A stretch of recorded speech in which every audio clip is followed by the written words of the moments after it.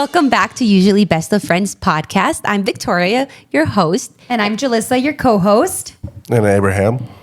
And I'm happy to have you guys back today and this week that we're going to be talking about a few interesting things today. I know the past couple of weeks we've had a few guests joining us, and you got to meet Randy, you got to meet Crystal. Boo. I'm just kidding. That's not How was that? Or do you guys have fun? I know I wasn't a part of it. We missed you, for sure. Yeah. But it was nice. It was refreshing. Yeah. To speak it went to well, I think. Yeah. I got to listen to the podcast and I thought it was really good. I think so too. Well, I didn't have high hopes because I thought everyone would. It was their first time being on a podcast and I thought they were going to be nervous, but they flowed really well. Yeah, I'm really happy. I'm really happy that you guys got to meet the two other guests that are very close to us as well. Yeah. I had food poisoning, so I couldn't be here. And today, Abraham we has... mentioned it. What? We mentioned her food poisoning. Did we mention Abraham is borderline like COVID germ right now? Can't smell. Yeah, so you might not see him. If we're recording, you might not see him, but he's definitely here with us today. Should be wearing a mask. Well, today we're fun. actually going to continue talking about friendships. I think this season is going to be about friendships, maintaining friendships, how to nurture friendships, really everything about friendships. And why being friends suck. Sucks. I don't know how to talk, bro. Even when I'm saying something dumb, like, no me sale bien. I thought it was good. I think the face made it all too. It was like, Yeah, if you're watching this. Oh my God. You need to pay attention to what she's doing so you can react, bro. Well, anyway, let's get started because Hold on, this might before you be... stop smacking the table. Because you can hear everything. Sorry. No, this isn't fair. You have to warn her because we changed our setting. Yes. That's from true. the first couple episodes, and Vicky's not used to... And she's a hand person. She speaks with her hands. Yeah, I do. It's okay, Vicky. It used to be a pillow that you had in front of you. You beat that. Now you're trying to beat the I'm table. going to sit on my hands for the rest of the podcast. It's funny. All right.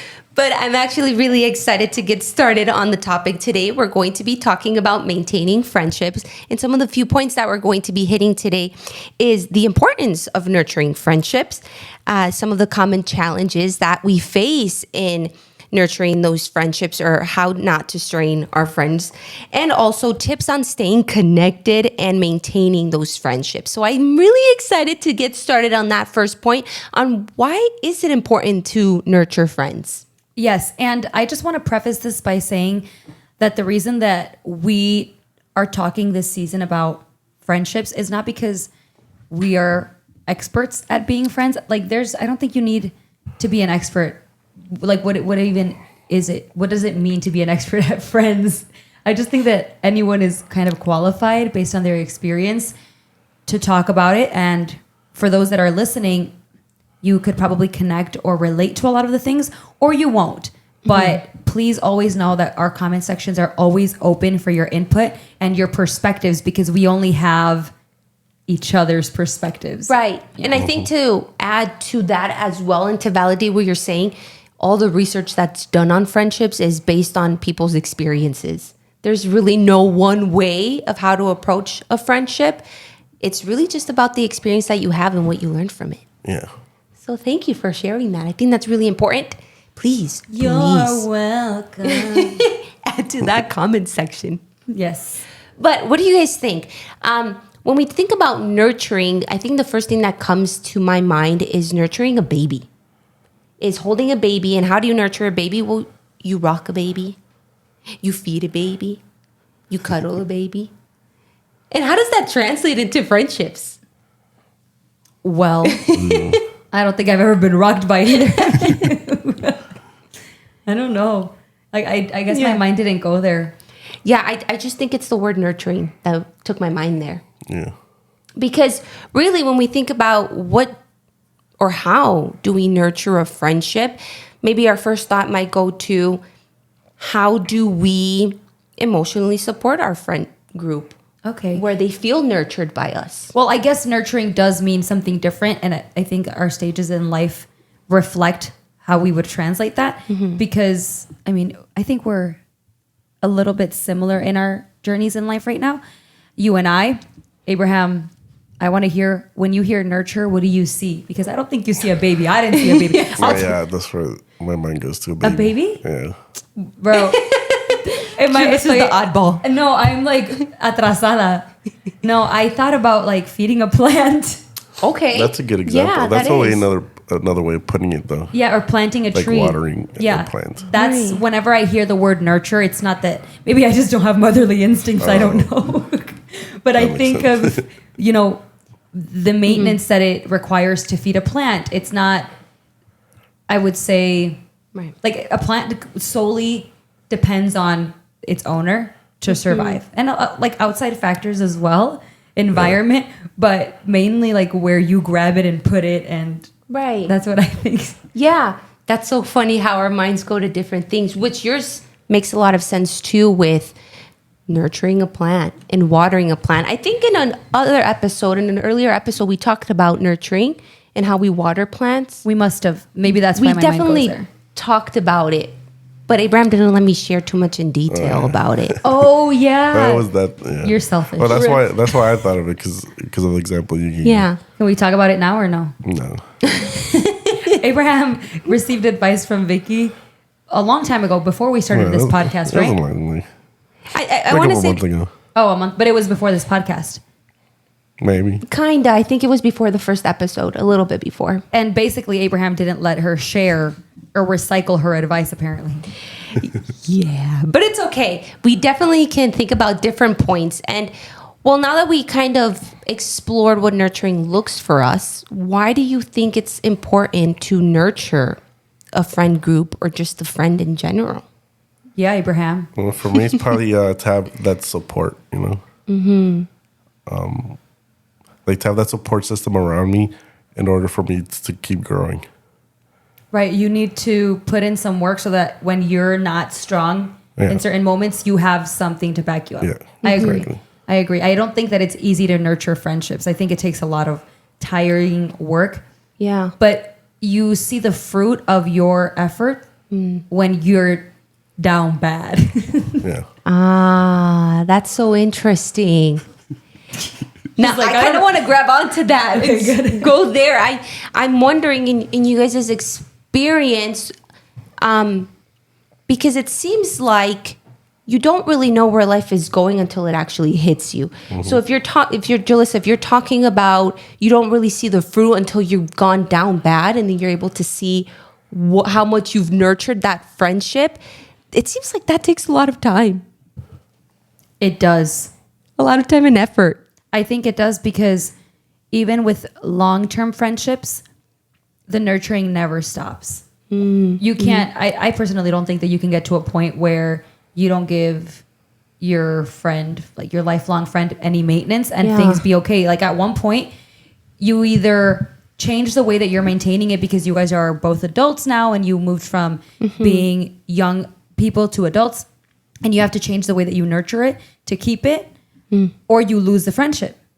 Right. Or there are those Yeah. few friends that you can go a long time without talking to, and then you see them and everything's back to normal. But those are like very few. That's what I feel. Yeah. What are your thoughts, AB? But what, sir? We were talking about, because Julissa was describing about how you don't see the fruit of how much you've nurtured a friendship until you yourself has gone really down low or life has hit you, and then you're able to see kind of that being watered back from that friend. Well, I've gone through this personally. When I left church, I remember I kind of stopped communicating with you guys. Yeah. But I knew, and when I hit rock Yeah. bottom, I knew that you guys would still be there. And I did reach out, and you guys were there. Do you think that when you're going through something pretty dark or just bad, do you think it's normal for the person who's going through it to want to cut off the people that are technically there for you? Because maybe, I mean, I can't speak for us. I mean, you're going to have to confirm, but maybe we didn't do a great job at keeping you around when you left. I remember trying, and then I remember you just not being ready. You just wanted to walk away a little bit. No, I think it was just a me thing of how I deal with certain situations. I isolate myself. So it wasn't you guys not reaching out. It was like me pushing you guys away just so I could deal with my things. But in reality, I couldn't do it alone. And the good thing about this group is that I do remember that being true. Like it was like yesterday. He always knew, I think, that we were going to be there. Yeah. When you were ready to stop rejecting us. Yeah. Like we were never going to be like, no, you literally left us, like, bye. It was like, can you guys add me to the group chat again? And then, okay. Back to the usually best of friends group chat. No, that's when it became usually best of friends because it was best of friends. I'm kidding. I remember that. So it sounds like nurturing a friendship is very important. And it seems like what the examples you both have been bringing up is you yourself nurturing the friendship. How, to the ones that are listening to us in the audience, how would you be able to describe the things that you've noticed a friend nurture the friendship you have with them? Like, how has that been on the opposite side? Well, I think you should answer that one first. Me? Yeah. Because otherwise this is going to turn into an interview. And I'm actually very interested in you telling us, Oh. because I think you are a nurturing person naturally. Like you are nurturing in the aspect of friendship, in the aspect of how you are with your sister, with your parents. And what about friendship? How do you feel like you've done, Yeah. that you've been nurtured?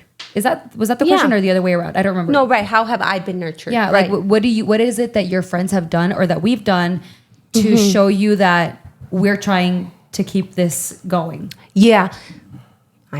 You caught me on like surprised by asking me. Like I was just expecting you guys to answer. It's because when Vicky leads, I feel like it turned into an interview, and I'm like, wait, I want to know what she's thinking. Well, I think one of the things that I have found, and I'm thinking about, like, I literally just have two groups of friends. It's all of you, and like my more distant group of friends that I feel like I'm still at that stage where I'm continuously nurturing. Yeah. But I think if I focus on all of you, and who is a part of this usually best of friends, did I cut out? No. Okay. I can hear you. Okay. It's you're turning, so Got it. I mean, you can move your mic so it's more angled towards us. Nice. So, There we go. Yeah. Nice. Okay. So one of the things that I have found that works for me personally is to know that you're genuinely understanding. That nurtures me, because if I feel that you're not understanding why I'm taking like certain decisions or why I'm looking at a certain way, like I'm looking at this way, and I want you to understand that I'm looking at this way and that I want to look at that way. That helps me feel nurtured because I feel like you're on my side. Which I know that we all have different perspectives. And I'm always really open to hearing perspectives because it helps me look at things in a different way. But I have found in major life events, maybe in the past 2 years or when we've gotten really close, because I want to say that we've gotten really close in the past 2-3 years. When we've gotten really close again. Right. Because we were Right. really close growing up, right? Yeah. I think that understanding piece is where I feel nurtured. Because I feel like we're not on the same boat. If you're like, no, I don't understand you, I'd be like, okay, maybe I can try to explain it this way. Or let me try this, or let me try that. Or when people, maybe when people, it's okay to have a different perspective and a different opinion, but when you make it an issue, you make it an issue that like, I just disagree with you and I don't even appreciate your point of view. Right. Yeah. Then that would make me feel like you're against me. Yeah, that's very problematic. I agree. And so I don't like that. I don't like that just for the sake of our friendship. Like I would want, even if you're like deep down inside, you were like lying and saying, I understand. But by telling me that you understand, you're like, oh no, I get it. I'd be like, oh, that helped me a lot. I think there's an importance in making an effort. Mm-hmm. When you choose your friends, I feel like you have to choose them knowing that they are not 100% going to be like you. Yeah. Although we spoke about it in past episodes. So if you haven't watched that, you need to go watch it, especially last episode, 2 episodes ago, where we talked about we are attracted to people and pursue friendships when we have common interests. But at the end of the day, there's a lot of differences. Yeah, because those long-term friendships, we just all change so much. I think that's why we disconnected to begin with when we all went to when we went to college, in high school, we kind of just all started finding who we were. Yeah. Thankfully, we were all there to rekindle. Yeah. But it requires a choice to accept the person for who they are, no matter if they change or not. Now, if they're going to turn into like a completely weird, and by weird I mean problematic, dangerous person, then of course, like, bye. Yeah. But other than that, like, as long as you're expressing your support in their opinion, it's okay to disagree sometimes, and that's what I feel like that's what you're saying. Yeah, no, I definitely agree. Where maybe I've shared some things with you guys, and you guys are like, probably that's just weird. Vicky's I weird. don't know about that. Yeah, but the fact that you still remained there, and you were still close, and you were still near, despite that maybe I was looking at things from the wrong way, helped me a lot to know they're still on my side, despite maybe my thoughts and despite what I was feeling. So I think understanding for me and respecting that is really big. It's really big. And I say that because I feel like I have put distance with other people when I feel like they're not willing to understand me. They're making you feel misunderstood. Right. And they're making me feel like you're like I'm the problem. Yes. Maybe I am the problem, but don't make me feel like that. No. You are not the problem. But Abraham, that's something that I feel like I would know what you're going to say, but I want to hear it from him. Yeah. What's the best way that we as friends can or have nurtured our friendship with you? I think just, what's the word? Personal growth. Like just always pushing me, you musically push me to be better. I think Vicky, at some time, she would always like, at church stuff, she would always drag me along, even though I didn't want to. I know that she was doing it for my, for my best interest, and that's funny. And that's just, you guys always push me to be better. That's no, I think so too. It's been, I mean, let's talk about this friendship specifically. It's been a mission.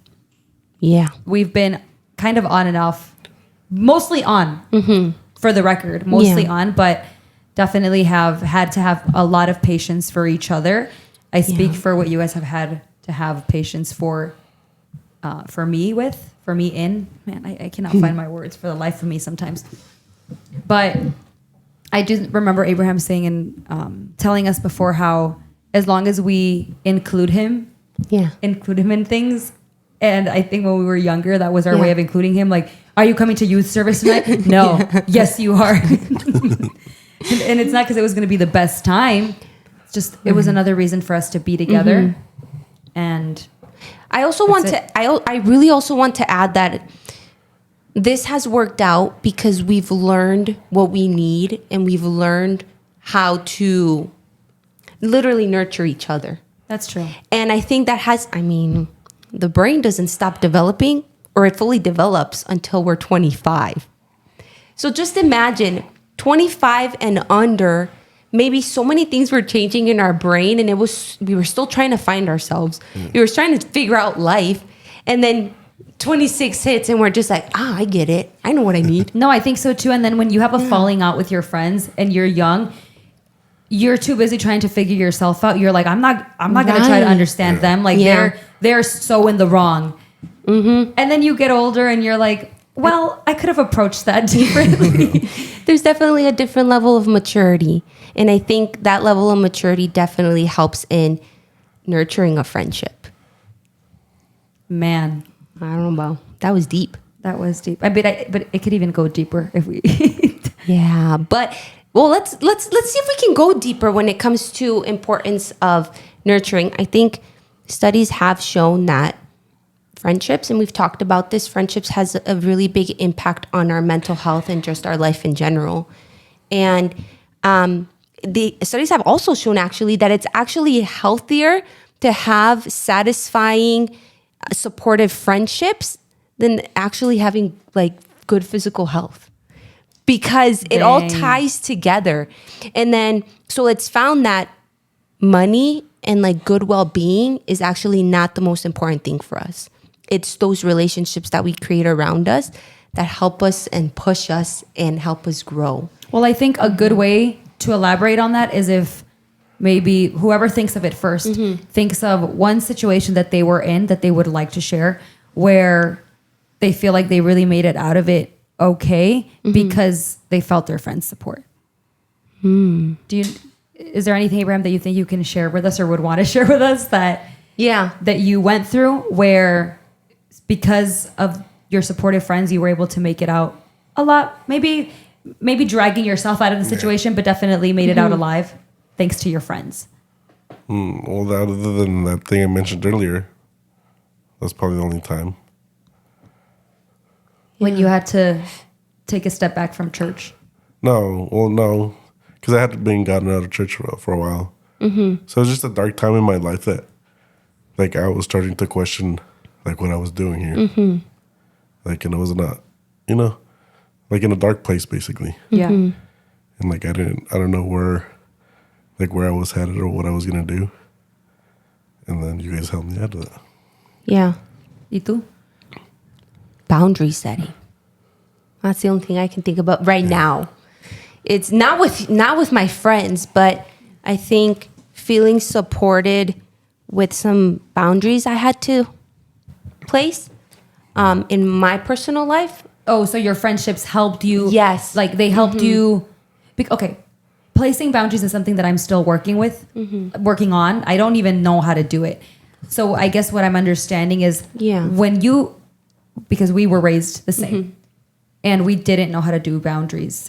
You see, I can't even say they it were right. non-existent. We didn't know how to place boundaries. So I guess what I'm hearing is when you made the decisions to start placing boundaries, your friends helped you kind of, we supported you? Yes. In doing I felt that. supported because it was a really hard time because when you start to place boundaries, and I don't know if this is anyone else's experience, but when you start to place boundaries, you feel guilty about what you're doing because you feel like you might be hurting someone's feelings or you feel like you're doing the wrong thing.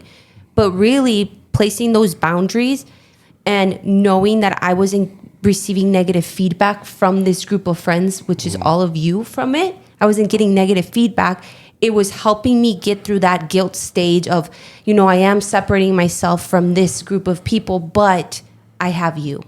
Like I can come back to this without feeling like I was getting negative feedback from both sides. Right, because placing boundaries in a place where they've never existed is uncomfortable from the people that you're placing the boundaries on. Right. And it takes you as an individual, it takes you to a space of confusion almost. And am I doing the right thing or self-doubt? Because you're not used to it. It's completely new. Yeah, and you can't even place the perfect boundaries the first time. You have to play around with it. Yeah. What's too extreme? What's too open? What's the word? No, you're right. Open. Lenient. What's too lenient? Yeah. And so when you're placing boundaries, I found myself feeling like I was stepping into what's like a place of unknowing, and I needed something firm and solid that I could go back to and say, I know this at least. Yeah. And this was what you all provided for me. I know this. Even if I don't know this, I know this, and I know that I won't lose this. I think what's really important about what you're saying, in my experience living through this with you, is how important it is to be gentle with the people that you love. And I'm not speaking about family, I'm speaking about your friends. To be gentle with your friends, because yes, as friends, we need to be honest with each other and we need to call each other out on things that we think our friend is doing that's hurting them, right? But because we were raised the same and I still didn't know how to place boundaries, when you started doing that, dude, I didn't understand it at all. Yeah, I know. And I never said anything negative to you because I didn't feel the need to be rude or mean to you. But silently, it was something that at the time I didn't agree with at all. Because I didn't understand. I thought that she was taking a step back, putting her boundaries because she was kind of, I just took it personal, I guess is what it is. I took it personal and I didn't realize that the boundaries weren't being placed on me. Then we had a conversation. You explained to me the boundaries. I still didn't get it because it was affecting us. Yeah. But then I realized that it was my lack of understanding boundaries altogether that made it difficult. And I can just say that I'm glad that I never called you out on it, knowing how aggressive and confrontational I have been in the past, which I'm sorry about, you guys. And it's something that I've worked on, because knowing me, I would have been like, well, this is what I think, and I don't think you should be doing that because blah, blah, blah. And that would have damaged us even further. At least we were able to salvage whatever weird moment we went through because of my lack of understanding. And I have to take responsibility for my part too, that we come from a family who has like non-existent boundaries, and I didn't know how to do it. And I do believe that maybe I could have caused some hurt feelings. It's where you were probably feeling like personally hit. Yeah. But it wasn't, it was like, I don't know what I'm doing. Yeah. I'm just trying to do that, but I don't know what I'm doing. Yeah. And I'm glad that at least in this scenario, I was more gentle than I have been in the past. But that's where like, I go back to that understanding piece of like, I felt understood, which had to have come from God, because it was something new for both of us. I know. I do think that God is the main reason for a lot of our empathy towards one another and people in general. Yeah. I don't know. But I can talk about a lot of things with Abraham too. Well, let's hear it. Julissa and Abraham actually go way back, a little bit farther than me, actually. I did the math, Abraham. I had a conversation with somebody this weekend with Olivia. Oh. And I started just asking her a lot of questions. And I'm just going to basically break it down. Maybe it'll like give you guys a little more perspective. A lot of my life was a blur. Okay. A lot of my young life was a blur. The timeline of everything. And I don't know. I just don't remember a lot of things. But I was asking Olivia to tell me when everyone started arriving to church, because she was obviously older at the time and she could tell me. So Abraham and his family arrived to church a year before Olivia. Oh. Olivia arrived to church when Jonathan was a baby. Jonathan just turned 19. So he wasn't even 1. So I've known Olivia for 19 years at least. Yeah.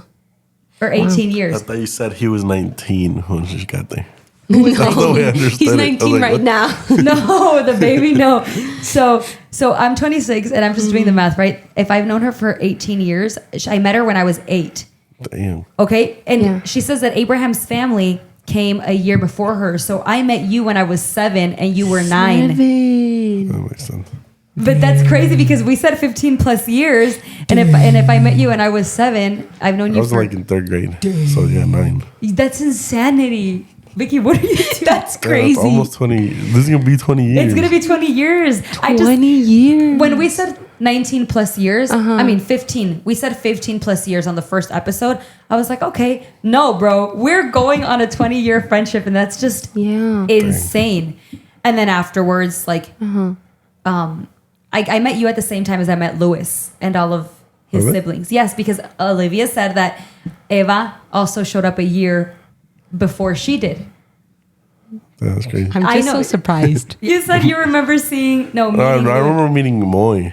Moy? Because like you remember there was like a bunch of stages in the back, in the corner. Stages. And the gym downstairs. Oh, Yes. Yeah, And like kids would go under there. And like so my brother went in there and they took his balloon. And I was like chasing Moy. So This is funny because then he was like hermanos, and then all of a sudden your brother pops out, and that's the first time ever meeting Julio. So like for the first like month, I thought Moy was Julio's brother. Oh. And then I met Louis and his baby. He didn't understand the concept of hermanos. No, but he was screaming for his brothers. Oh, that's funny. I thought it was like hermanos, like ushers.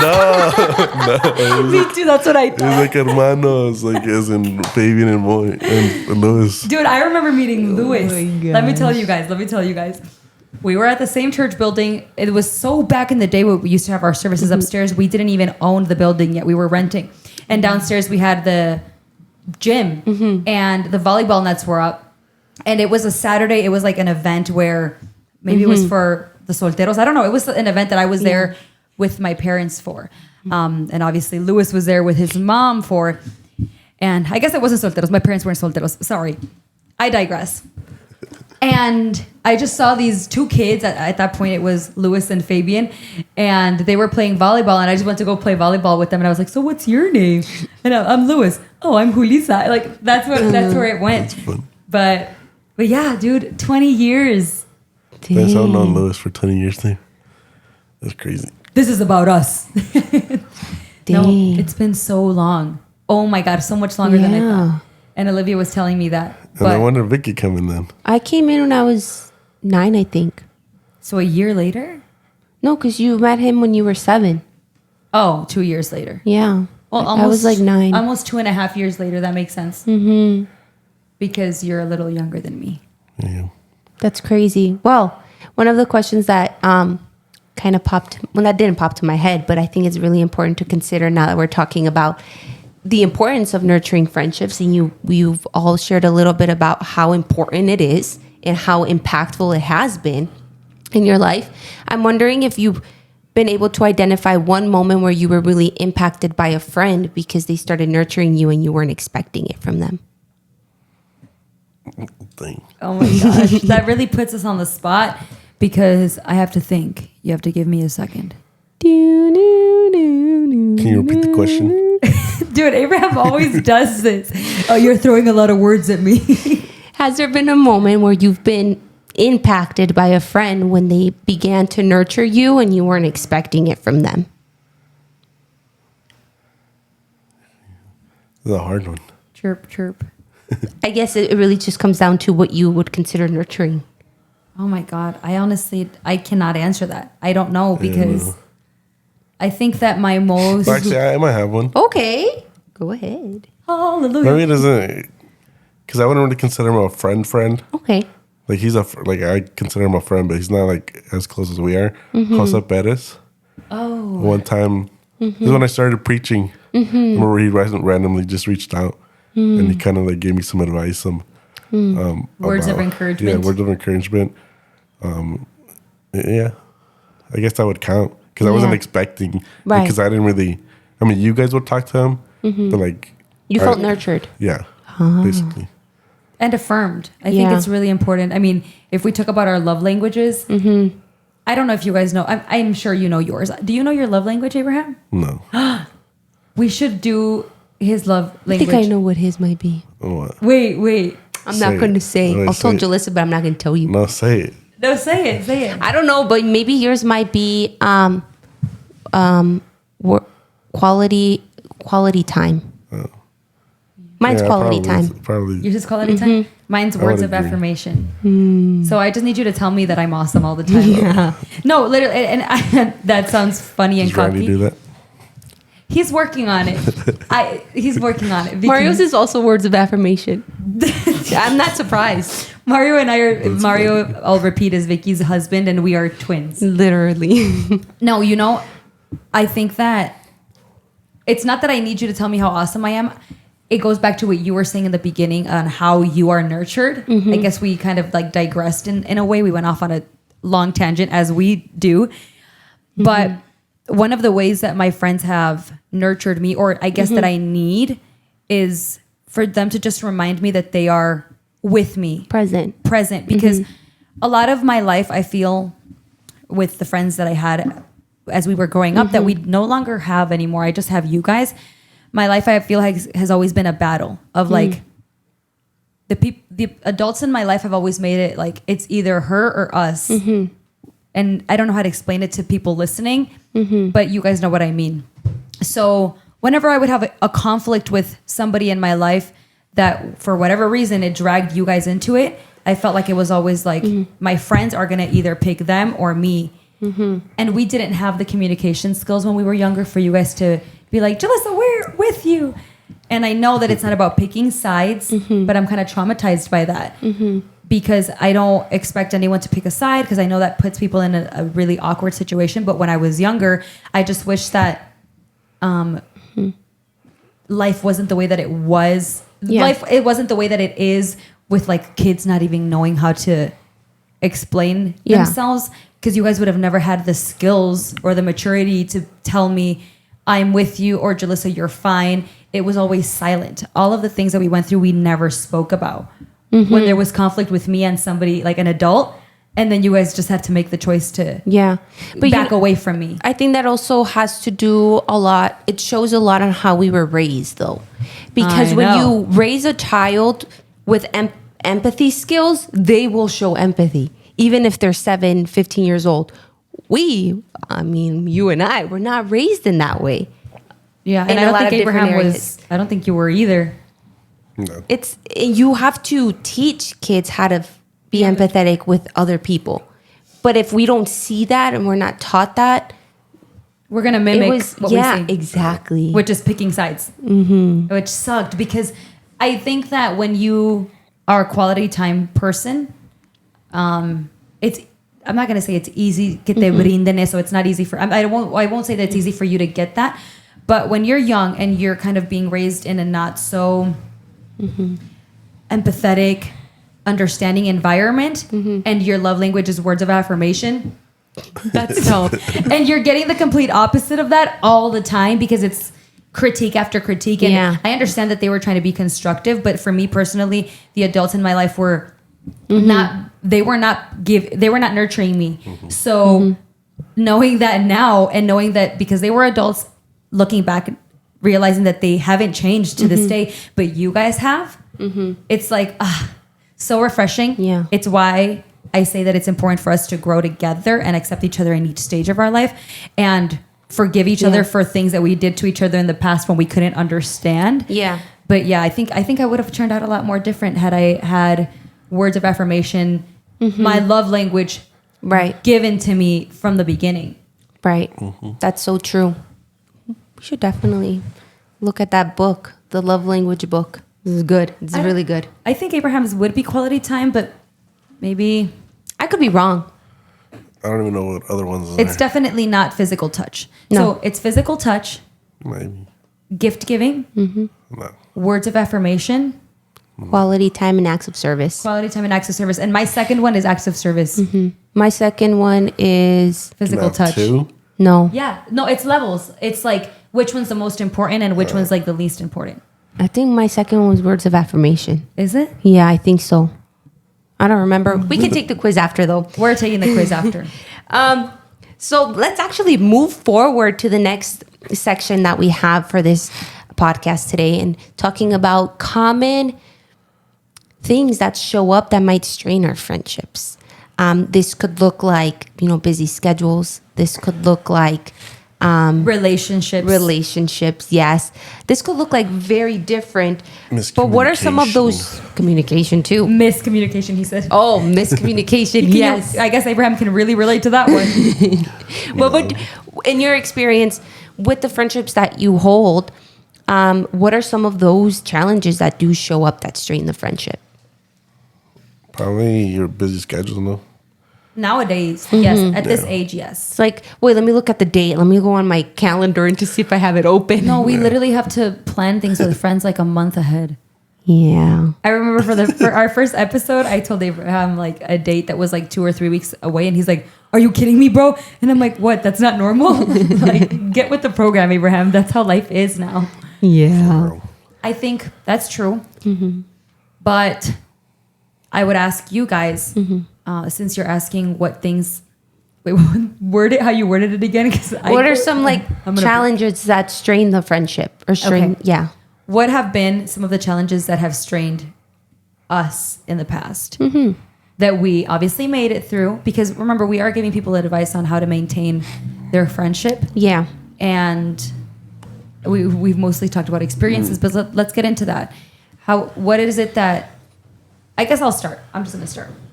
One of the things that I feel has always strained my relationship with you guys in the past have been my other friendships and other relationships with other people that were not in this group. Oh, okay. Because I did a very poor job at unifying everything. It was very much like either them or you guys, which brings us back to the way we were raised. Yeah. Like it's either one or the other. So every time a new person would come into my life, I would give them my whole heart and attention. Priority. And forget about everyone. And We talked about this a little bit. Vicky wasn't here though. Yeah, I'd like to know a little bit about that. Yeah, Tell because me. they called me out on this. Really? I don't remember if as a kid we would go to her house, and then her like school friends would come, and she would ditch us. Bro, you just gave me a memory. I think wait, Vicky might have done that too.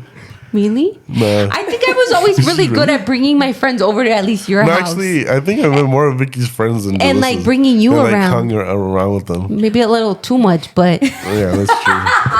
But that's your fault. Why'd you bring him around? No, stop. Because You know that meme, like, if you know how I am, why do you invite me? no, listen. The problem with why you've met more of Vicky's friends when we were younger was because Vicky's friends were my friends. Yeah. But they would always become my frenemies. yeah. And then Yeah, that's also true. and then Abraham and Eric were always experts at becoming best friends with our enemies. You know what? Yeah. But you know what? Till this day, I'm so proud of the moment. Like, I always thank God for this for some reason. You're so There was one annoying. time where all of you were at my house and they took me up, part of those friends took me upstairs because they were planning on telling Julissa something. Oh, like they were planning on going off on me. Yeah, and kicking her out of my house. And I was like, oh, heck no. And when I found out, because I just saw Julissa, like, I was coming down the stairs, they were like literally trying to distract me. Julissa was like crying and like leaving out the door. And I'm like, what did you do? What did you do? And I remember I'm like, no, you leave. You leave. And then I practically like broke up with that person and all those people that day. I remember, and I still to this day feel so proud because I'm like, because I defended Julissa, and I Yes. felt so happy about that. And that's the kind of affirmation that I need in my life. And I forgot about it. So to clarify for those listening and for Abraham, because he's probably like, what are you talking about? So when I moved schools, the first time when I had left Oswego, I left to Wabanzi Valley, to like that area. I thought that I was still going to be friends with everyone that I was friends with at my middle school because they were all friends with Vicky. But I don't know where it got lost in translation. Like the friendship got lost. No, it was evident. They were just envious. That's what they were. The problem is that like I had no people skills to understand or read that. We were just young. Yeah. Now And- we get it. Now we're like, oh. And I was also like, there's no way that they can be friends with Vicky and not like me. So I just assumed that we were all still good. And then Vicky kept that friend group. They stopped talking to me, but I was already at a new school, so it stung at first. But then I was like, I never see them anyway. But then Vicky started dating someone who integrated themselves into that friend group. They were toxic. And I had problems with the person she was dating just because like we're cousins and she shared things and I built an opinion on the relationship where I didn't approve of it. And we were young, like 14, 15. Yeah. And so I, being the conflicting, confrontational, problematic person that I was, I would confront the you would. person. And at that point, they gained up on me because they were upset at me for not approving of it. And we were all at your house. I thought we were going to be fine. It was the first time that we all saw each other in a long time. And they were plotting to either make me fight with one of the girls there. Yeah. They were like going to like make us tussle. And bro, Can you say names? Little tussle. are we going to say names? No, Just we're bleep not it. saying. Just We bleep can. it. No, Just we're not. bleep it. Can you bleep it? That's too much work. No, just bleep it. We're not saying names. We Like, can tell you I after. can hit the censor button. Okay, 1, 2, 3. That doesn't work. So you have to You're cut it out. dumb. I don't even hear you. All I heard is beep. No, just kidding. I heard you. Okay, so it was that Wait, person. you're gonna fight him? No, that was a person that she was dating. Oh, I knew that. And the person that I was going to fight. Was this random girl that had moved in So you didn't even know her? became best friends with that person? I don't think Yeah. Okay. Yeah, no, you don't know her. No. Point is that they were going to make us fight. And I'm like, I have a big mouth, but I'm not going to beat somebody up. Yeah. I don't got hands. And in my house, I was so disrespected. I was like, "You leave." Yeah, they distracted You her and leave. took her upstairs so that like they could make us Yeah. tussle. And Vicky, I didn't even know what was going on until Vicky came downstairs super mad and was like, "They're trying to make you fight." And I was like, "What?" And she's like, "Yeah." And they had a plan to kick you out. And you know what? You guys leave. And she kicked out her mans at the time. She kicked out all of the friends. Dang. And bro, then it was like we were home alone. So then it was me and Vicky kind of standing there like staring It at each became other. this whole thing. Don't you remember? Because we had to go to my neighbor's house and get protection from our neighbors at the time. I don't remember. Because they were like so upset that I kicked them out. They were so upset and they were trying to cause this Wasn't big when you deal. still lived over there? Yeah. Yeah, over there in you're- Montgomery. Yeah. I'm like, of course I'm gonna kick you out. Your neighbor was your friend, no? Yeah, Oh, so she wasn't in there? She was. she was also there. But you went to But she protection? was actually the one that told me what they were all plotting. And so that's why we went over. Shout out to her. Yeah. And she had older brothers. Is that who was protecting us? Yeah, the older brothers. Oh, I remember now. It's all coming That's together. crazy. Dude, it was But a this whole is thing. at your high school? This was in This freshman was- year. This was freshman year. Dang. And you know what? That's true because her brothers loved us. Yeah, they were really close. They were older and we were like super cool with them. That's crazy. Wow. So, back to the point, I forgot. the challenge that has come up that strained friendships. Did you say it? Because we got into this conversation. No. I think you were going to something. No, so what has challenged like my friendships for myself when I was younger was that I would always choose a team. Yeah, you said it was that. it was either like if I had my church friends and my school friends, like I always Prioritized. I always prioritized my. It was honestly my entire life. It was always whoever was not you guys that I prioritized, and I don't know why I did that. Maybe to be cool, maybe to because I knew that I had you guys in the bag. Yeah, that makes sense. But frankly, Yeah. I will say that was like that was the rhythm of our friendship for everyone because whenever you and Eric would be mad at us, you guys would ditch us too for other girls that you knew hated that me is and Vicky. different. No, it's not different, right, Vicky? This Don't was- even Because get it me wasn't every started. time. we all did it to each other. get We were toxic. started. We were toxic. We were a toxic friend group. I would choose you guys. I mean, I would choose other people over you, and you and Eric would choose other Yeah, but people we would do over it out of us. spite, you know? It- Get revenge. That's not nice. That hurts my feelings. At What the do you time, mean? when At the You would time. you would hurt our feelings. I know, and we never said it to each other. We just did it. That is my point, actually, That's that you were funny. going to say. I think what strained my friendships is not saying how I really feel. Yeah. And that I found that I don't do that as much anymore. I think I'm pretty open, but I used to do that a lot. And I used to keep my mouth shut. And I think that would strain our friendships because it would put us in a bad place because there was a lot of room for misunderstandings Yeah. and not communicating Some what was true. miscommunication. Yeah. That was me. That was on me. No, I think that it goes back to the way we were raised. We were not taught to speak our feelings to each other. We didn't know how to because now if someone did something that hurt me, You'd be really open to just saying it. I don't know if I'd be super open, but I think that I could now. Yeah. Okay. That wasn't even an option when we were young. Yeah. Yeah. I don't remember ever having Abraham hurt my feelings or Vicky hurt my feelings and being like, you know what, I should tell her.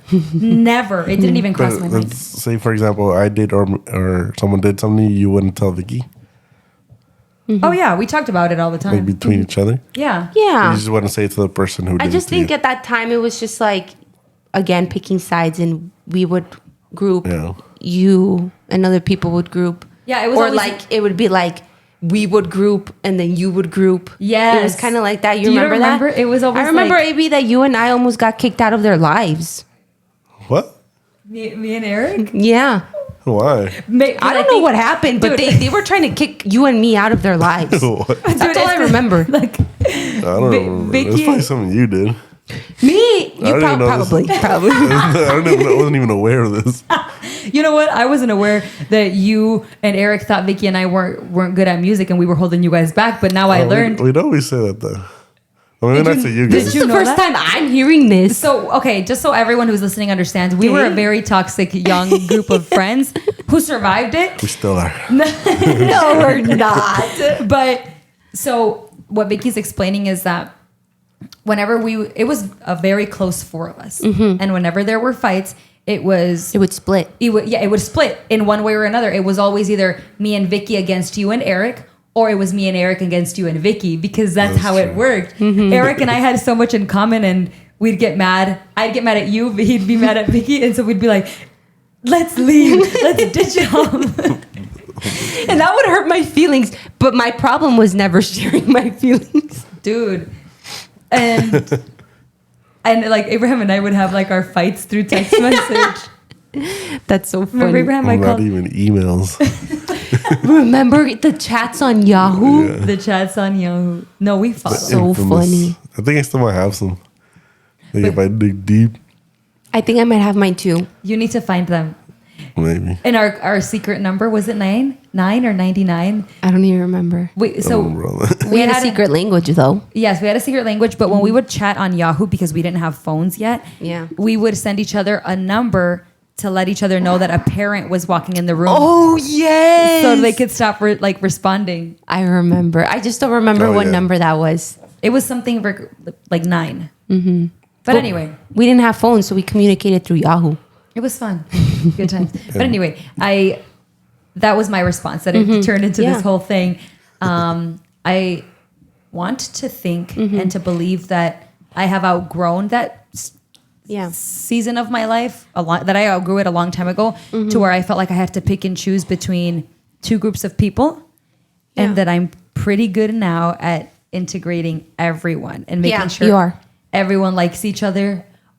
Well, I mean, I can't control that, but I have such a solid group of friends now that it's hard for me to bring around a friend that you are like, no. 'Cause Right, I'm no. picking wisely. Right. But another one that I will mention, other than friends, is that it followed me through most of my young adult life. Well, I guess I'm still living my young adult life. But it followed me throughout my teenage years, because it wasn't just my friendships, but the boyfriends that I chose to have always divided us. That's true. Especially me and Abraham. Yeah, never me. I was always there, Vicky was always supportive. witnessing She was everything. approved. I don't know about approved, but supported. Yeah. Same Yeah. thing. And Abraham literally never approved of anyone. And then we would have like a fallout for like 6 months to a year every time. Yeah. That's so funny. Why? Why would you We're do going that? Right, down so memory going- lane. Going back to what you were saying, that you've done a better job like incorporating your friends to like us. I think this weekend was like proof, at least for me, because Yeah. like since Lala was gonna leave, like I did tell her that like maybe I wasn't gonna feel as comfortable, because like it was a lot of people that I maybe like knew, like I met before. Oh, you're talking about the bachelor trip. Yeah, yeah. We had so Randy and I, or my fiance, well, yeah, my fiance, we were getting married, and we had a joint batch because I just thought it would be way more fun that way. It was fun. It was a lot But of fun. continue, Abraham. So Abraham, No, speaking yeah. of that trip last weekend. Yeah. So like obviously like I met like everyone else like once or twice, but like I felt very comfortable like with like Roy that I've met once, or like Edgar even, Yeah. and Edgar just needs a hug. Just go up to him and hug him, and you're literally best friends. like I You'll be never had a fine. conversation with him before, Oh, okay. but then like we had a conversation that felt so like natural, Yes. and I felt safe, you know. You know what? That's so cute. It's because we're making better choices at who we pick for our lives. Yes. Yeah. I picked really toxic people, so of course there was going to be conflict. And then you never brought anybody around. We were your everything. You know what the warmest moment about that trip was? What? When you saw Randy, Mario, and Abraham on the canoe. That was just that was for me. I was just like, this is what we live for. This is what we live for.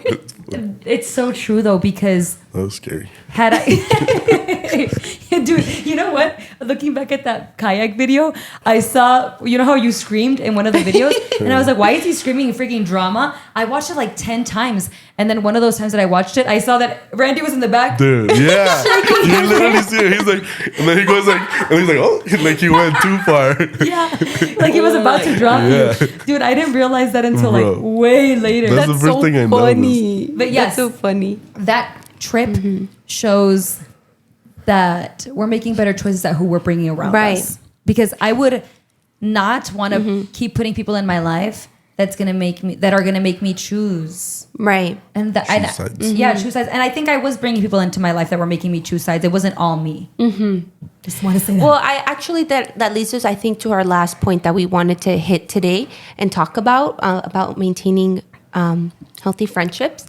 And I think it leads us to the point of what are some tips that we could give people in the audience of how to maintain their friendships. And I think you're actually saying one of the things that's so important is friends, like quality friends versus like the quantity. And I think we can have so many friends, but at the end of the day, it really comes down to the quality piece and how much do we value the friendship, or how much importance do we put on that friendship. And you're saying like we're making better choices at picking friends. It's not the people, it's just, well, it is the people, it's who we're picking and why we're picking them. I do think that I've made better choices at choosing friends, just because I've learned from experience and how toxic I become. I genuinely feel like I become who I'm surrounded with. And I just got tired of that. I got tired of being a problematic, conflicting person. And so I started picking more peaceful people. That's it. And when it's okay to have a lot of friends. Yeah. It's okay to have a lot of friends, but it's also important to have at least a solid group. Whether Yeah. I have a lot of solid groups. I have you guys, who I have, like Veronica in my school group, who are now friends. Yeah. And some people in my family who are now like, I can integrate everyone. And it's important to have those small groups, because since having friendships it takes a lot of maintenance. Yeah. You can't pretend that you're going to feed everyone or nurture everyone all the time. It's hard. So you need to choose wisely. And then with time, it'll come organically. Now, I won't have to think twice about how to nurture my friendship with you, even though I still put in effort, and vice versa, and communicate. But it's not as hard as it was when we were transitioning from unlearning a lot of the things that we were taught when we were young to now. Yeah. And I think going to your point, I believe that we need, and I think this is something we've briefly touched in another podcast, in another episode, where we need to have different friends for different roles in our lives, because not every friend is going to fulfill all of our needs.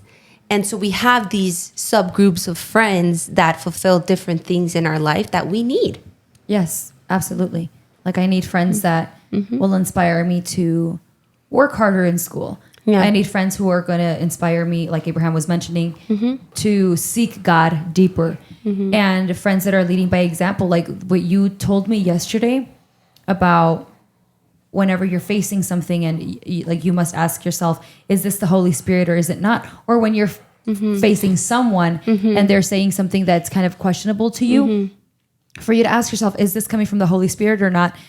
If we don't have these conversations and if we don't take our mind out of the gutter, and I know we tell you that you're religious like as a joke, but if I don't take my mind out of the gutter and I took it out a long time ago, by the way, then I won't be able to receive the genuine spiritual advice that you're giving me. Because I'm like, young me would have been like, ugh, like she's always trying to talk about Jesus the way that we would with the adults. I don't think of it that way. I think that we joke around about it a lot, but it stuck to me. I thought about it all night because of everything going on. And it's just so true. I receive feedback from everyone. Some of my friends inspire me to read more. Some of my friends make me insecure about how fast I can read or not, like Abraham. And then some of my friends inspire me to grow with God. Super important aspects of my life that are constantly helping you grow. That I need to. Those are two very important things. I don't ever want to become an uneducated dunce. And I also don't ever want to become cold or lukewarm in the spirit. So I need, since those are the most important things in my life, to be educated and to be spiritually close to Jesus and to the Holy Spirit, then those are the friends that I seek the most, that I nurture the most, because they give me that. Yeah. What are your thoughts, AB? About About some tips that you can give our audience of how to maintain healthy friendships. I think for me, probably be understanding. Be understanding that everyone goes through different things.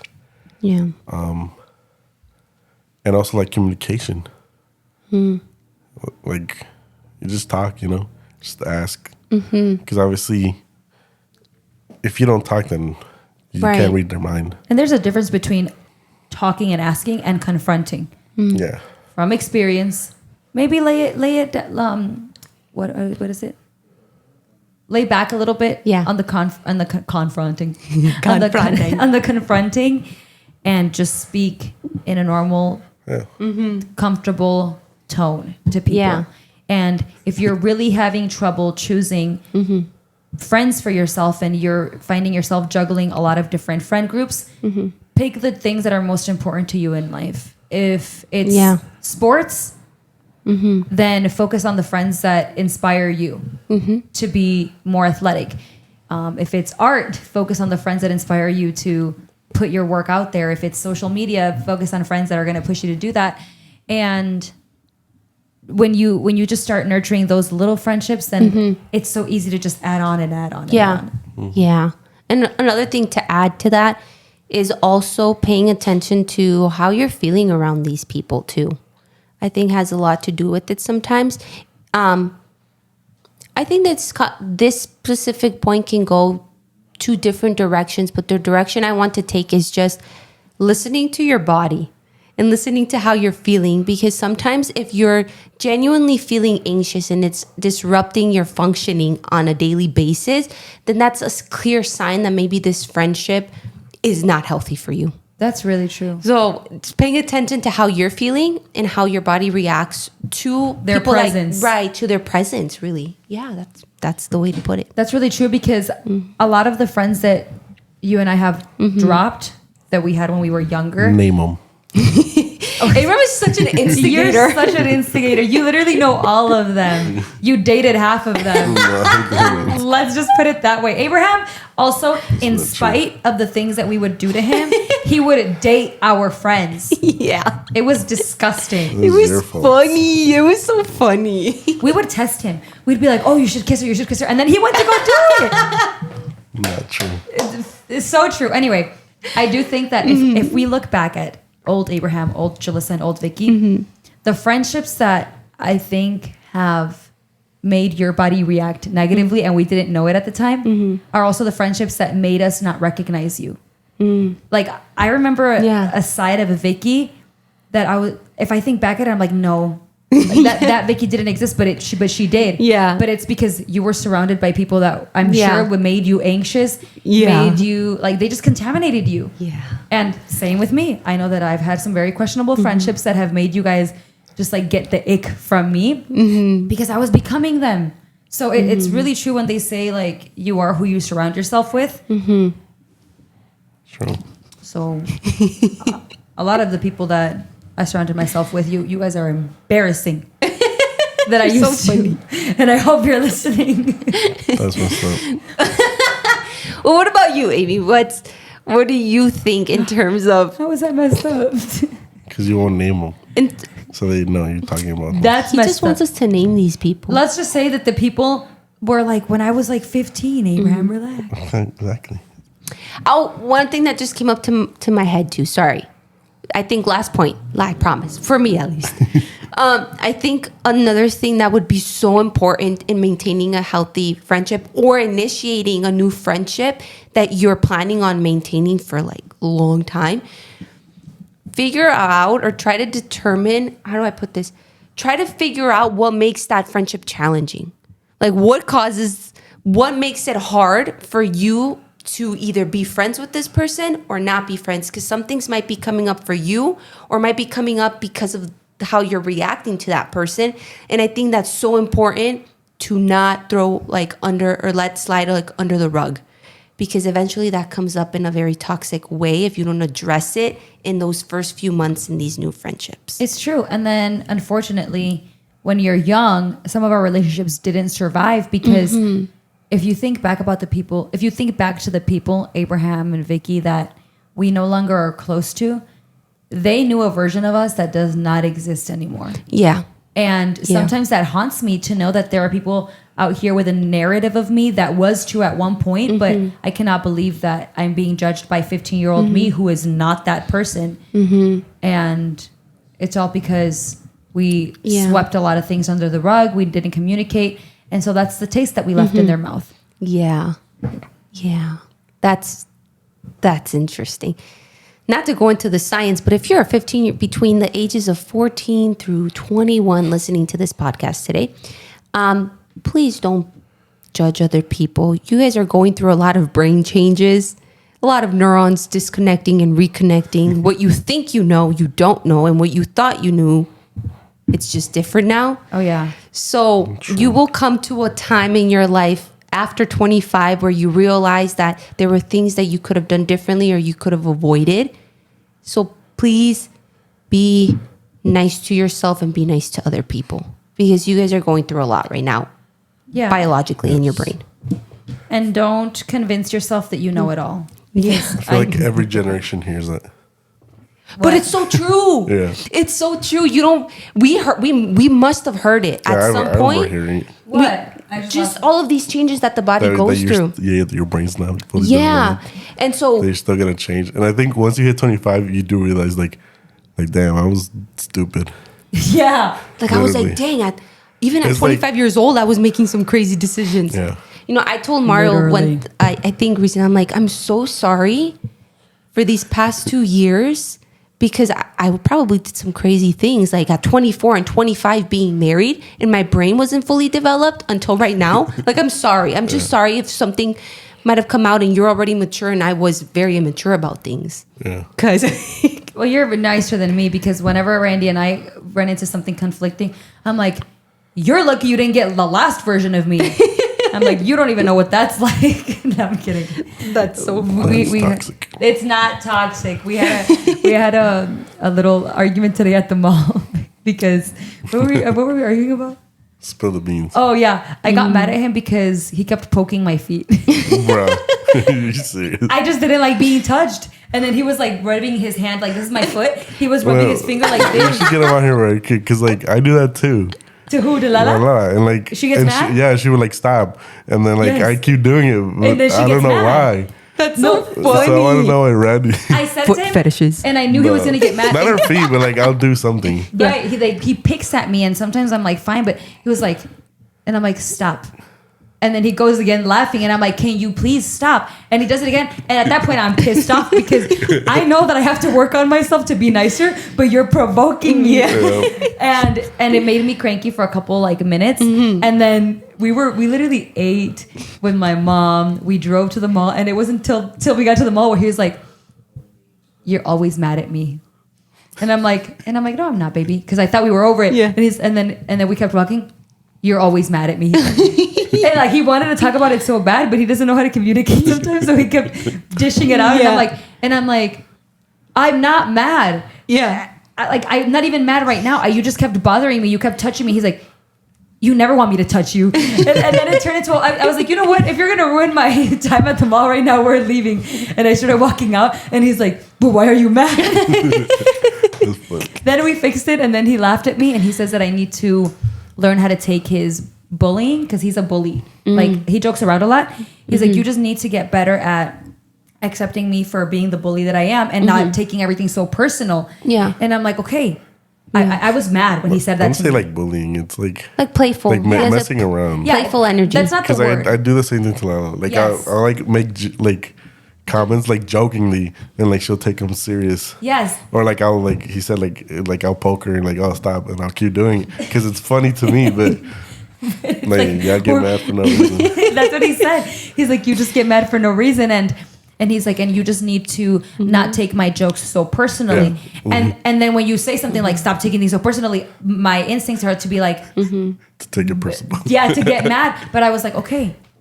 I calmed down. I was like, I will work on it. And then he was like, okay. And I'm like, okay. And he's like, so what store do you want to go to? And I'm like, and then we walk all the way back that we had already walked towards the car. Like we walk all the way back. We get That's so funny. a bunch of snacks. But I'm glad to say that those are the arguments that we get into these days. It's not anything ever like crazy. Yeah, no. Those are healthy arguments. Because he's poking my feet. I would consider those healthy arguments. Imagínate otros arguments. Abraham said I was toxic. Oh, no. When You want to know toxic? I will bring you a list of toxicity. We're going to talk about that next episode. That's the next really? episode. Well, we're going to be talking. That concludes our episode today. We're going to be talking about toxicity in adulthood in friendships. and in friendships next week. So stay tuned. And The dangers of friendships. yeah, the dangers and jealousy in friendships. Wow. And how we've managed A that. special guest. Deep. Ooh. Oh, We have a special guest. no, we don't. Don't It's a scare me. joke. Anyway, I want to finish. She got scared I for a wanna different reason. And you got scared for a different reason. Yeah, we both got scared. Oh my God. That's Well, funny. before we finish, I actually want to ask a few. I have 4 questions that I want to ask you so the viewers can get to know us a little bit more. Yes, so at the end of every episode, because that concluded that talk, guys. Yes. Woohoo. Just to explain a little bit to the viewers, we like to do like a random little question or segment or game to lighten the mood. And Yeah. I guess Vicky's gonna I'm excited. make us get to know each other. I just want to ask these questions because we might know it about each other, maybe not, but I want the viewers or the listeners to get to know you. Let's go. Get to know you. Is that camera still filming? I don't know. No, this one. Yours. Yeah, it's still filming. Okay, good. Sorry, viewers. I'm not editing this out because it's too much of a mission, but continue, Victoria. Okay, so what are you most afraid of? You're going first, Abraham. You have not talked enough, and I know you're over there all COVID-y, but snap out of it. I'm afraid of COVID. I'm just kidding. Wait, you are afraid of getting sick, No. of being sick, of like your heart stopping. You said That's that. different. What? What is that called, Vicky? When you're like scared of like I'm like the- when you feel something and you're like, oh, I'm gonna die. Anxiety. No, there's a name Well, to then it. I'm scared. Catastrophic thinking. That's literally catastrophic thinking. But like I have this thing like Anxiety brings fear. like my arm will start hurting. Like, oh, I'm gonna have a heart attack. Oh, Or like my leg hurts. Like, oh, I have. there's a tumor. diagnosis for that. Yes. Phobia. It's a phobia. That. It's That's a what I'm scared of. nosophobia. Like I'm not Well, scared that's of not like dying. a I'm just scared. clinical. It's not like in the DSM, so it's not like a clinical diagnosis. Okay, so I'm just gonna put my phone away. Go ahead, take No, it but away. there's like a thing. Yeah, there is a What do they thing. call There is a thing in it. It has to do with like somatoization. I can never pronounce it. But your body feeling things and then like them Like, coming. Like I you read this see- thing like that. If you have that, like you're like so aware of your body that like anything can like trigger it. Like people feel it all the time, Yeah. but like they're not aware of it, so they like whatever they let it go. But me, like any little thing, like oh crap, I'm like I done. do go to Maybe the it can doctor. PTSD. He thinks he's gonna. So that's your biggest fear. Just like you're always It's diagnosing. literally.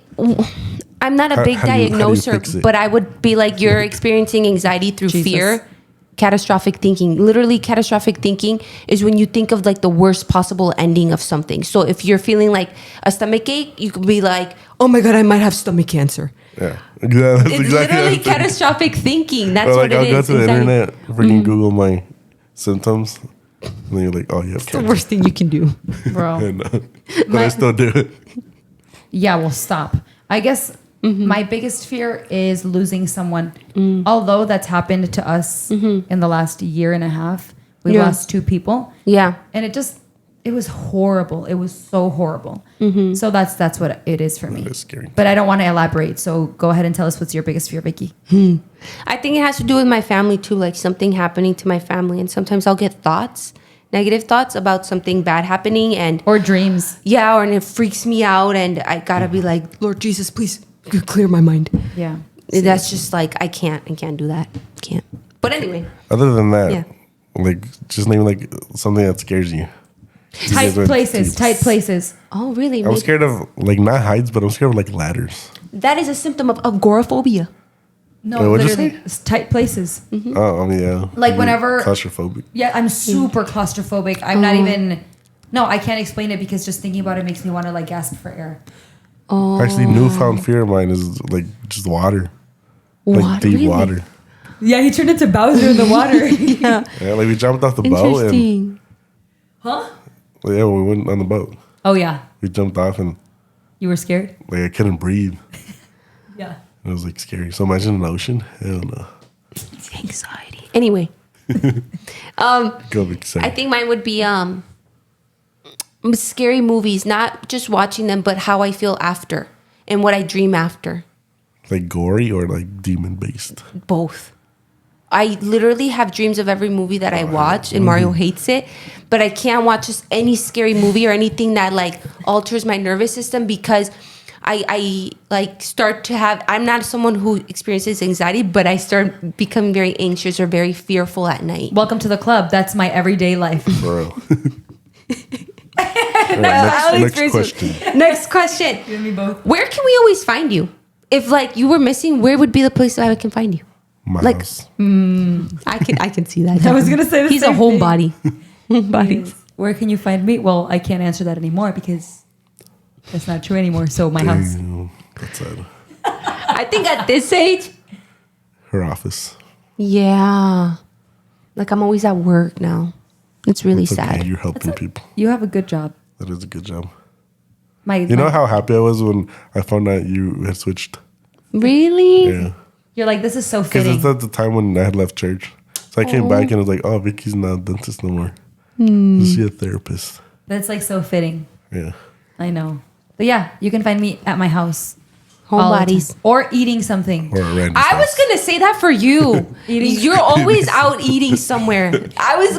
That's true. It's just not specific, so that's why I didn't say it. Oh, But okay, yeah. But if we really think about it, you could find me eating something. En la Yeah. calle, as No. our parents would say. En la calle con comida. No, de pata de perro. Yeah. Let me tell you guys what we ate today, okay? This just at the mall. Randy and I were a bunch of golosos, which is another one of the things that we bond over. Yeah. Anyway, we had, what did we have, bro? Now I have a brain fart. We had mangoes, Dang. like in little strips. Oh, They I make love it that. into like Yeah. strips, and then we put salt, pepper, Oh. tajin. Pepper. Yes, salt, pepper, tajin, sounds limon, good. and red pepper flakes. It was insane. That sounds yummy. And then we also had elote. And then we had hot Cheetos with cheese. Dang. And then we had, what was it? Oh, and then we had chicken nuggets. That's so random. Chicken nuggets. All in the span of an hour and a half, okay? Dang. We just wanted to eat everything. So yeah, anyway, eating. Next question. Next question. We have 3 minutes. Wait, did you answer? Where Yeah. we find you? Or where? I did. We have 3 minutes. What's your greatest accomplishment? Being here. Aw, that's so nice. He's like, I'm just kidding though. Actually, let me think. My greatest accomplishment was making the decision to stop being a toxic, jealous, insecure woman.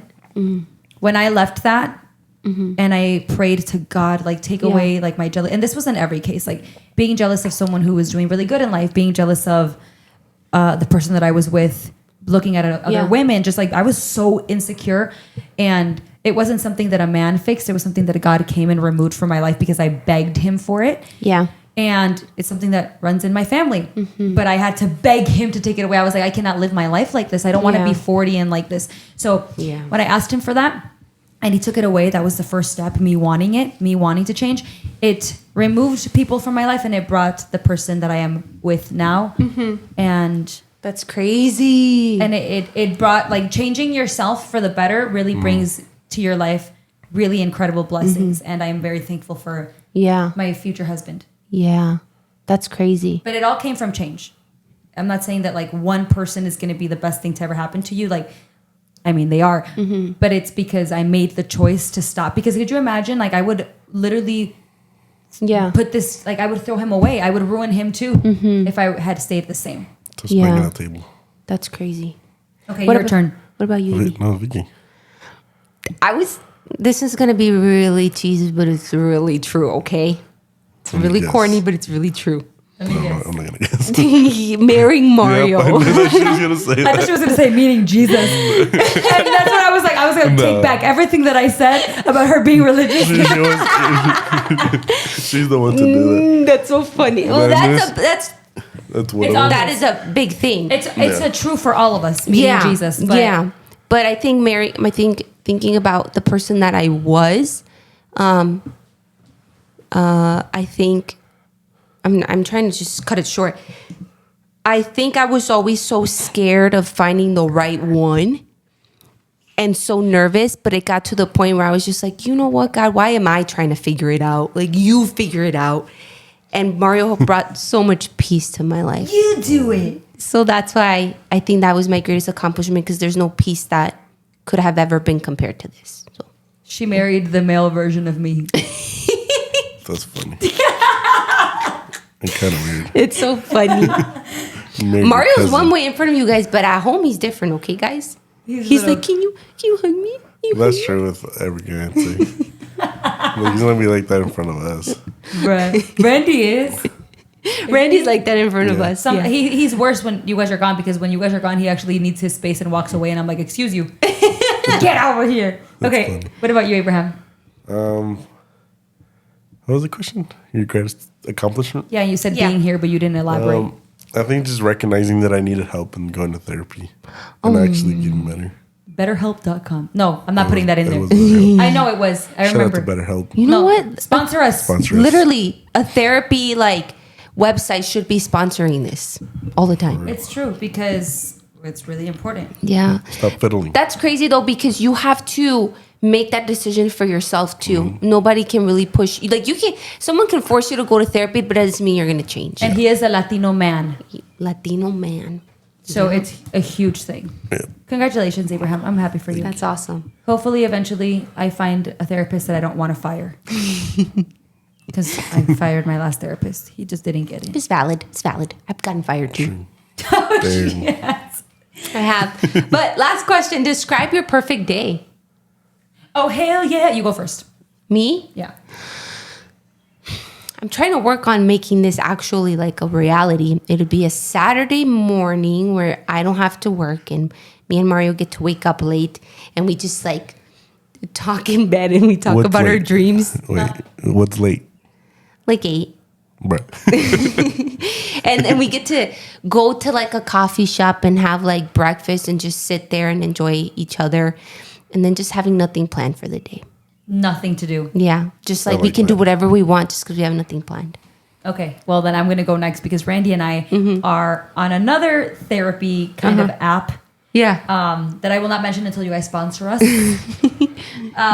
you should tell them so they can No sponsor free us. clout. No free clout. No, but I love this app and it asks this question. So my perfect day would also be to finally live together and wake up next to each other early, but for us early is like 9:30. And just wake up naturally. Yeah. Wake up naturally. With no alarm. No alarm. Shower whenever we want, but then eat breakfast at home because we're not going out breakfast type people. Like it doesn't sit well with us. Okay. So eating here and then going home furniture shopping or home decor. Yeah. And then coming back, like going grocery shopping because I love grocery shopping. But like at a fun place, not getting a bunch of groceries, but getting snacks. Okay. And good things, and then meeting all of our friends here for a game night. We have done that before, and it has been my favorite Yeah. days where I know that I'm going to Yeah. come back after having rested, buying some stuff, Yeah. and having a game night with you guys. It's the best. That's nice. You're like, let's repeat. Also on a Saturday. Yeah, Saturdays. Saturday. What about you, Amy? See, for What me, describe your perfect day? Wake up, watch Zeus, have some breakfast, chill, watch TV or something. What else do I do? He's like, I don't know what Save so much time in the day. Yeah. I don't know. Maybe go to a park or something, walk around, just come home, have like lunch or dinner, and then just play some video games. with Lala or all by yourself? Oh, if you include Lala, just like go have lunch, just hang out, Yeah. watch a movie or something. You pretty chill. Like my ideal thing would not be to come home and watch a movie because I don't have the attention span for it. And that's sometimes what me and Mario long for. Let's just go home. Let's just watch a movie. That's what we long for sometimes. Yeah. I just need to be overstimulated at all times. That's the problem with me. So I need my friends to come and be with me. Yeah. Well, that was really good. Thank you. Thank you for sharing a little piece of yourself to our audience. I think they'll get to know you a little bit better in that way. You too. You too. You shared a lot today. And then we also went on a lot of tangents because we do that whenever we think of things that we have put each other through. And it's only going to get worse from here. So just buckle up, friends. Yeah. That's so fun.